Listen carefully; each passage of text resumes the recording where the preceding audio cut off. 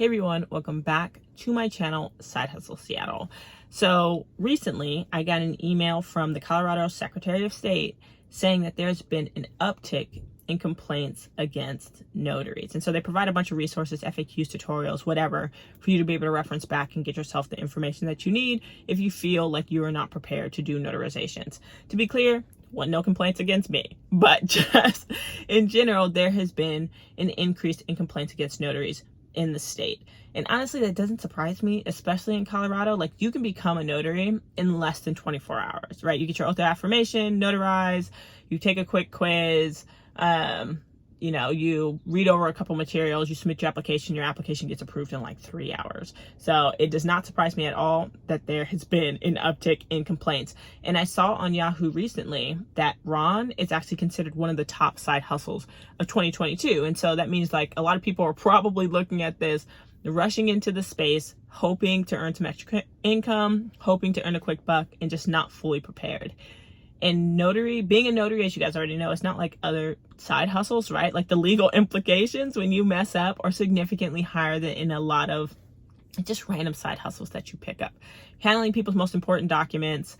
If you mess something up and it's messing up their life, they're going to mess up yours by suing you. And so it's important, of course, for people to feel like they're prepared. And so I feel like biggest question is, why are so many notaries, at least in Colorado, not as prepared as they should be?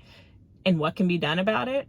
Part of me feels like it's the state given resources. Like, a lot of states don't even make you take a test, don't make you watch any videos, don't make you do any tutorials. And some make you do a lot of things in order to become a notary, right? But part of me just feels like it comes back to the resources that are given. A lot of times you're just like reading through paragraphs of text about what it should look like and what you should do and what the rules are. And with anything when it comes to teaching, right? Like, you and I could read the same thing and interpret it two different ways. And I feel like that's what's happening a lot of times. Like, there's not that many courses that are given out by states where you actually see what it looks like to do the notarization. They may tell you, you're supposed to sign the certificate this way, you're supposed to stamp it this way, you're supposed to do this thing.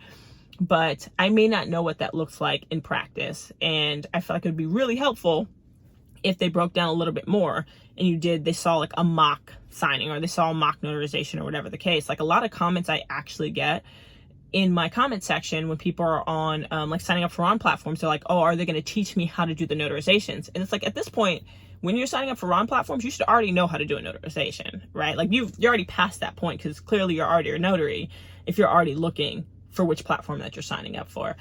And I don't know. I mean, it's like, of course the notary themselves, the Ron themselves, the whoever, should be doing their due diligence to get the information that they need to feel prepared, and they shouldn't be doing notarizations before they're prepared. Like, there should be, of course, accountability, but there should be accountability on both sides. Like, at the end of the day, the Secretary of State is the one appointing you with your commission to help the public, and they should make sure the people that are putting out there to help the public are set up for success, so everybody else can be set up for success. And so I feel like if you're in a state, if you're Secretary of State and you're getting an uptick in complaints, you should look inward and figure out what you're not doing to help get these notaries the information. But I'm curious what you think. Like, when you guys became a notary, did you feel prepared? And if not, what did you do to get prepared? I know when I became a notary, I did not feel prepared.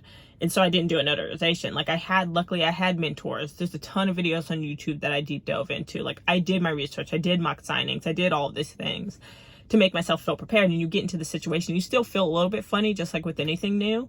But I had to go elsewhere to get some of those resources that maybe people aren't resourceful enough to find it. And I understand that.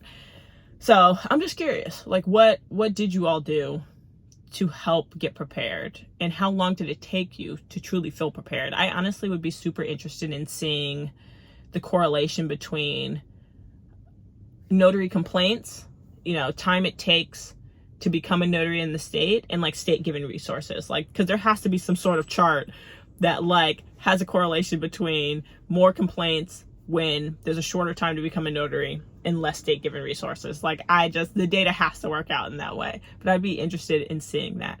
But anyways, that's just my quick rant, I guess, talk of the day.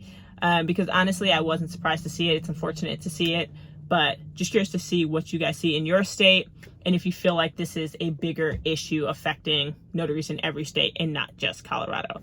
But anyways, leave all the questions, comments, concerns, thoughts. Let's go ahead and have a conversation. As always, thank you for watching, and I will catch you in the next video.